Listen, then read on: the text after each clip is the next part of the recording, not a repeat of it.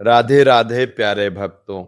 सोचिए, अगर आपके सामने दो रास्ते रख दिए जाएं, एक तरफ भगवान और दूसरी तरफ दुनिया के सारे सुख, तो आप किसे चुनेंगे? राजा हरिश्चंद्र ने अपने राज्य, परिवार और सुख सब कुछ त्याग दिया, लेकिन सत्य नहीं छोड़ा।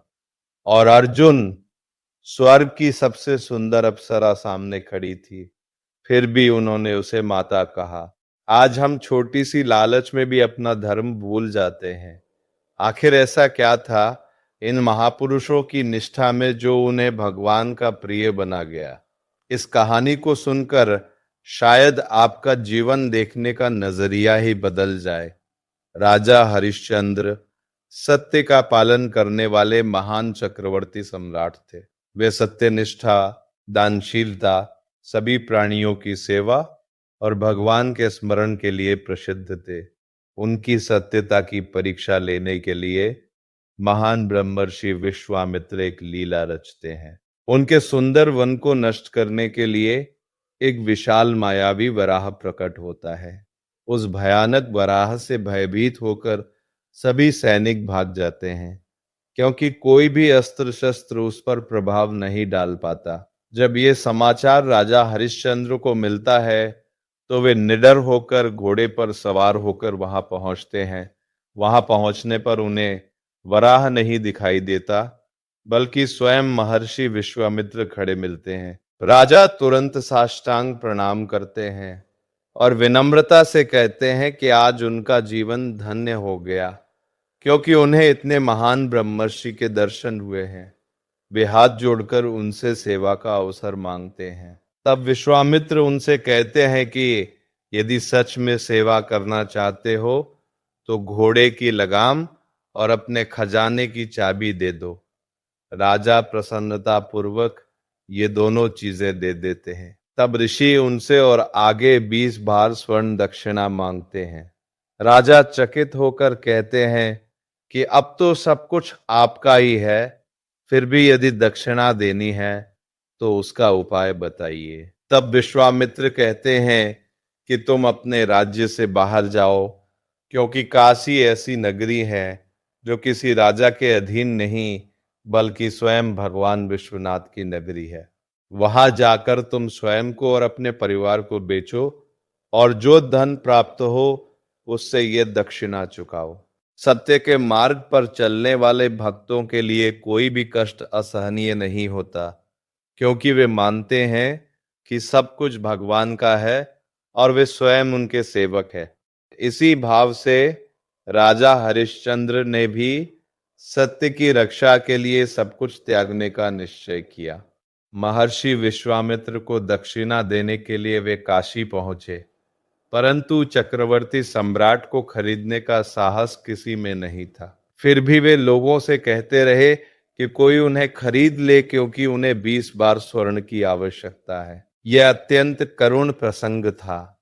उनकी पत्नी, जो कभी महलों से बाहर भी नहीं निकली थी, अपने पति के साथ बिकने के लिए खड़ी थी। उनके साथ उनका पुत्र रोहित भी था। पत्नी ने पतिव्रता धर्म निभाते हुए पति का साथ नहीं छोड़ा और तीनों काशी में बिकने को तैयार हो गए। अंततः एक डोम ने हरिश्चंद्र को शमशान की रखवाली के लिए खरीद लिया, जबकि एक ब्राह्मण ने उनकी पत्नी और पुत्र को अपने साथ ले लिया। तीनों के बिकने से जो धन मिला उससे हरिश्चंद्र ने विश्वामित्र की दक्षिणा पूरी कर दी।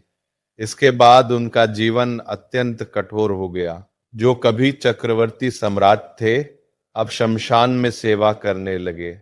उनकी जिम्मेदारी थी कि जो भी शवदाह के लिए आए उससे शुल्क लेके अंतिम संस्कार की व्यवस्था कराए। काशी ऐसी नगरी है जहां दिन रात चिताएं जलती रहती है, घाटों पर लगातार अंतिम संस्कार होते रहते हैं, और उसी वातावरण में सत्यनिष्ठ हरिश्चंद्र अपने कठिन जीवन को धैर्य और धर्म के साथ निभाते रहे।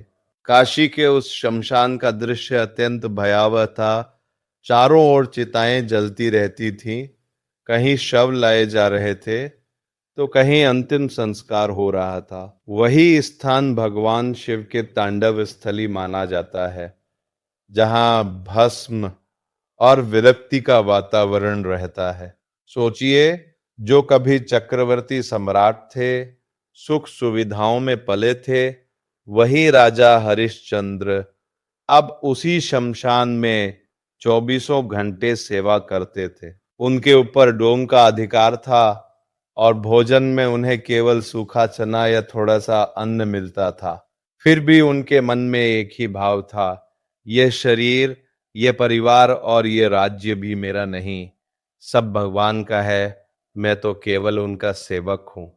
सत्य के मार्ग पर अडिग रहने के लिए वे हर कठिनाई सहते रहे। जो भी शुल्क शमशान में मिलता, वह अपने मालिक को दे देते और निरंतर पहरा देते रहते। जब महर्षि विश्वामित्र ने देखा कि हरिश्चंद्र हर परीक्षा में अडिग हैं, तब उन्होंने उनकी अंतिम परीक्षा लेने का निश्चय किया।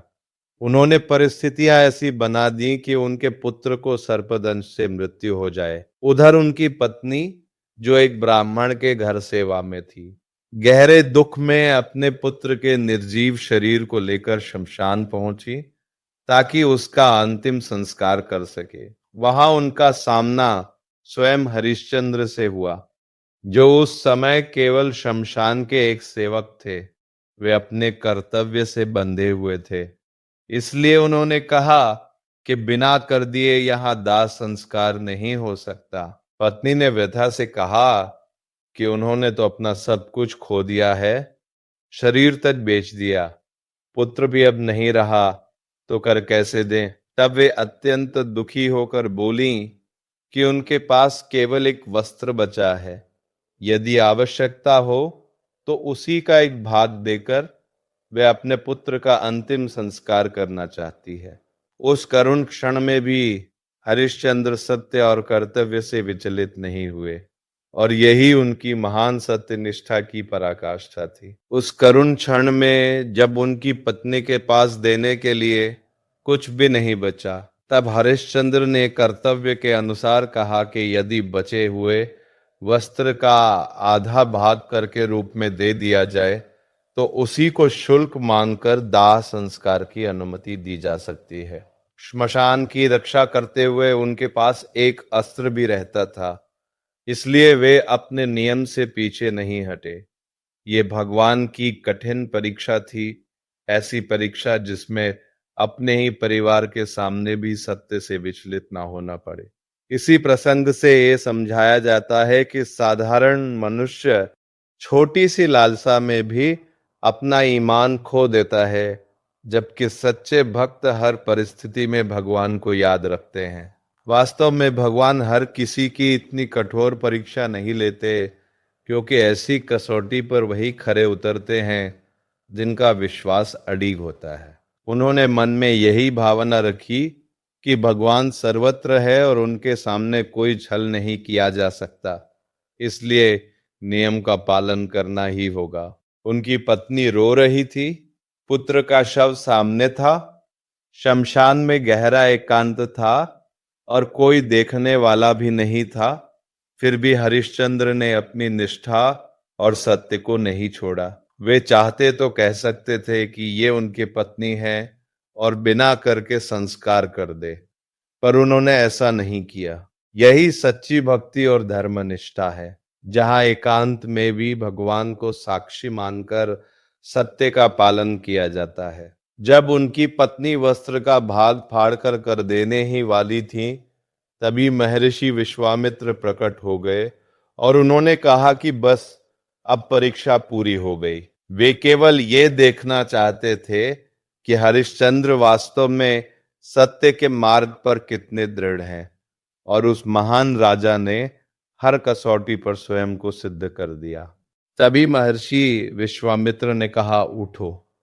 जैसे ही उन्होंने ऐसा कहा, उनका पुत्र जीवित हो उठा, क्योंकि ये सब केवल परीक्षा के लिए रचा गया एक प्रारब्ध था। फिर उन्होंने राजा हरिश्चंद्र को उनकी घोड़े की लगाम और खजाने की चाबी वापस दे दी और बताया कि देखो, आज तुम्हारी सत्यनिष्ठा को देखने के लिए कौन कौन उपस्थित है? वहां देवराज इंद्र, परमेष्ठी ब्रह्मा और स्वयं भगवान भी उपस्थित थे। सभी ने कहा कि धर्म और सत्य का ऐसा दृढ़ पालन करने वाला व्यक्ति संसार में बहुत दुर्लभ होता है। उन सब ने राजा हरिश्चंद्र को आशीर्वाद दिया और उनकी महान निष्ठा की प्रशंसा की। इस प्रसंग से यह शिक्षा मिलती है कि सच्चे भक्त के लिए सबसे बड़ा लाभ केवल भगवान की प्राप्ति है। संसार की धन संपत्ति, यश और सुविधाएं देखने में आकर्षक लगती हैं, परंतु वे स्थायी नहीं होती। सच्चा लाभ तब है जब मन में भगवान के प्रति प्रेम जागे, संतों का संग मिले और भक्ति के भाव से हृदय भर आए। जो व्यक्ति त्याग, सत्य और दृढ़ विश्वास के मार्ग पर चलता है, उसके लिए भगवान स्वयं मार्ग प्रशस्त कर देते हैं। अंत में राजा हरिश्चंद्र को उनका राज्य वापस मिल गया, उनका परिवार फिर से एक हो गया और उन्हें भगवान के दिव्य दर्शन भी प्राप्त हुए। ये कथा सिखाती है कि जो व्यक्ति हर परिस्थिति में सत्य और धर्म का साथ नहीं छोड़ता, अंततः वही सच्ची विजय और भगवान की कृपा प्राप्त करता है। यदि राजा हरिश्चंद्र थोड़ी सी भी ढील दे देते या किसी प्रकार समझौता कर लेते, तो संभव है कि उन्हें अपना राज्य तो मिल जाता, लेकिन उनका यश कभी अमर नहीं होता। उन्होंने कहीं भी शिकायत नहीं की कि उनसे छल हुआ है या उन्हें कठिन परिस्थिति में डाल दिया गया है। उन्होंने तो सरलता से यही माना कि जब खजाने की चाबी और घोड़े की लगाम दे दी, तब सम्राट के अधिकार का सब कुछ समर्पित हो गया। इसलिए जो भी करना पड़े वो सत्य के पालन के लिए ही होगा। उन्होंने स्वयं को बेचकर भी दक्षिणा चुकाने का निश्चय किया, पर मन में किसी प्रकार का रोष नहीं रखा। इस प्रसंग से ये शिक्षा मिलती है कि जीवन में हर क्षण हमारे सामने दो रास्ते होते हैं, एक भोग का और दूसरा भगवान का। मनुष्य की निष्ठा ही ये तय करती है कि वो किसे चुनता है। जो लोग केवल विषय भोग को महत्व देते हैं, उन्हें जीवन में बार बार क्लेश, अशांति और दुख का सामना करना पड़ता है, जबकि सच्चा सुख भगवान की भक्ति, संतों के संग और प्रसाद स्वरूप जीवन जीने में है। धन संपत्ति, यश और भौतिक सुख देखने में आकर्षक लगते हैं, पर अंततः वे सब नश्वर हैं। मृत्यु से पहले ही मनुष्य बहुत कुछ खो देता है और अंत में शरीर भी साथ नहीं जाता।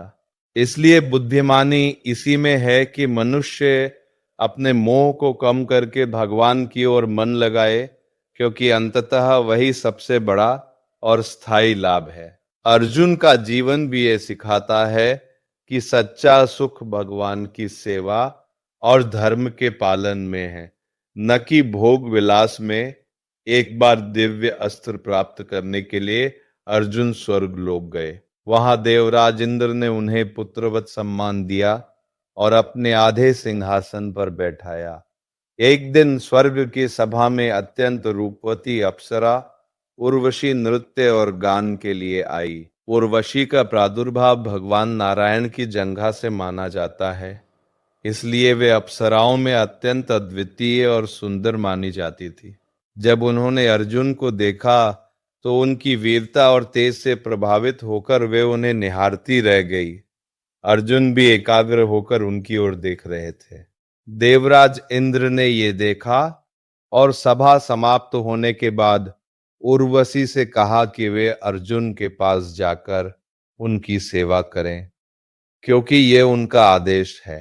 उर्वशी जब अर्जुन के महल की ओर चली तो उनके चारों ओर एक अद्भुत दिव्य आभा और सुगंध फैल गई, मानो बादलों और सुगंध से मार्ग भर गया हो।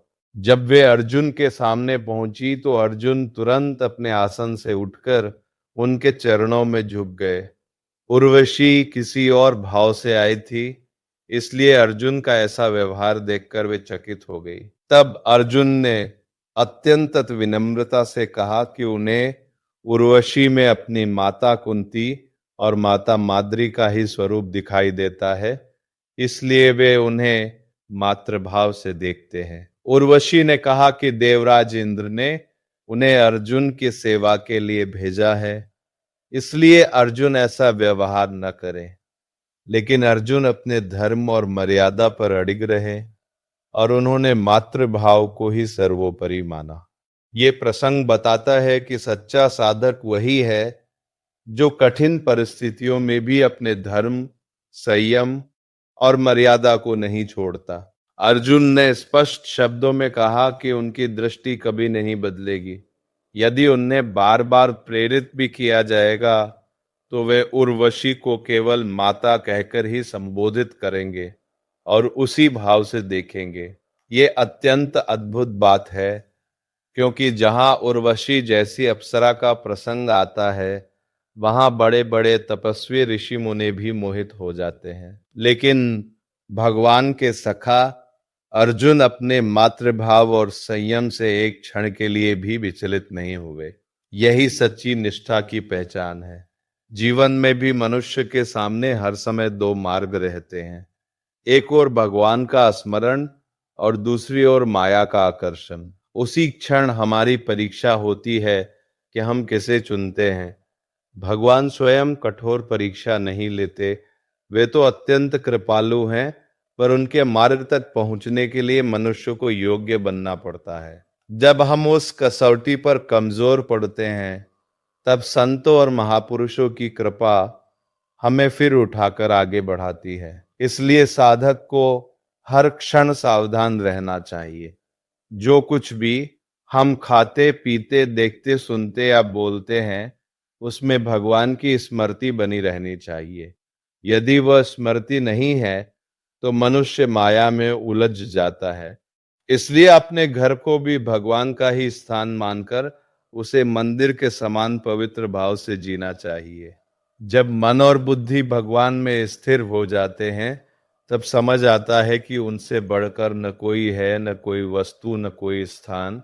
लेकिन मनुष्य अक्सर यही भूल कर बैठता है कि भगवान से अधिक महत्व किसी और चीज को दे देता है और तभी भजन छूट जाता है। जो भक्त हर परिस्थिति में भगवान को सर्वोपरि रखता है वही उन्हें सबसे प्रिय होता है और वही सच्चे अर्थों में संसार की सेवा भी कर सकता है।